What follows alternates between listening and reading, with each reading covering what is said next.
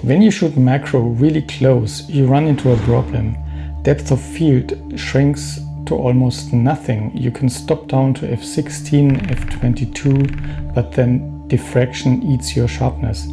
There's a better way, and your Sony Alpha camera like the A7R V or A7C2 already has it built in.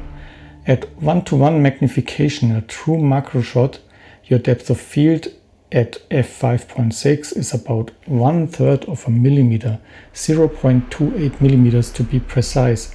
That means if you're shooting a flower, the front petal is sharp, but the center of the flower is already soft. Stop down to f22 and diffraction softens the entire image, so you lose either way unless you bracket. Focus bracketing means instead of trying to make one image sharp everywhere, you let the camera capture many perfectly sharp slices and then combine them in the software. The camera does the hard part automatically. You set the start point, you set how many shots, and the A7R V steps through the focus range for you. Later, Photoshop or HeliconFocus merges only the sharp parts of each frame into one image.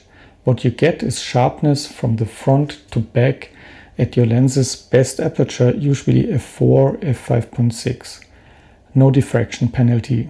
Before setting up the camera, I only need two numbers. How much depth of field do I have and how deep is my subject? There are two easy ways to estimate this. A. Look up any table that lists depth of field for various apertures and magnification ratios. Or B. If you like calculating things yourself, here's the formula. Let's set it up on the A7R V. Go to drive mode, focus bracketing, first setting the number of shots. This depends on the depth of the object you want to get sharp. If your flower or object is about 5 millimeters deep and your depth of field is only 0.28 millimeters, you will need far more than a dozen of images. I usually end up with around 30 to 40 shots for a typical flower at 1:1 macro. Next, the step width. Sony doesn't document what these step sizes actually correspond to, but after quite a bit of testing, here's what I found. For the Sony 90mm macro lens, 10 wide translates to a step size of the estimated depth of field, like 0.22 millimeters. 4 standard means step size around half of the depth of field, 0.11 millimeter, leading to a large overlap of 50%. So I stay in between around 7.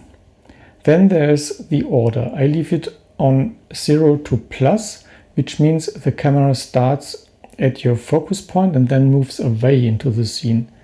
Here's my workflow. Tripod mandatory, you cannot handhold this. Focus on the nearest point you want sharp. Start the bracket. The camera fires the electronic shutter, no vibration. Within seconds you have your sequence. One thing I learned the hard way, if there is wind, wait. Even a slight breeze moves the flower enough to ruin the alignment later in the software. Oh, and you may disable stabilization when you're on a tripod. The camera sometimes drifts with IBIS on, and that also messes up the stack. Back on the computer, I import the sequence into HeliconFocus. It is fast, it is reliable, and it handles the alignment automatically. Method B works best for most macro stacks. It preserves the textures without halos. Photoshop works as well. Select all layers, edit auto align, then auto blend. But for 30 images, Helicon is just faster and cleaner. What comes out is a single image, sharp from the first petal all the way to the back of the flower, all at f5.6, where your lens is at its absolute best.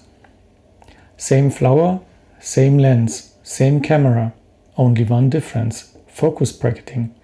It is just a few menu settings and a little patience on the tripod, but the images you get out of it, those are worth it. So try it out next time you go macro. If you run into any issues, drop a comment. I read them. And if you found this useful, consider subscribing.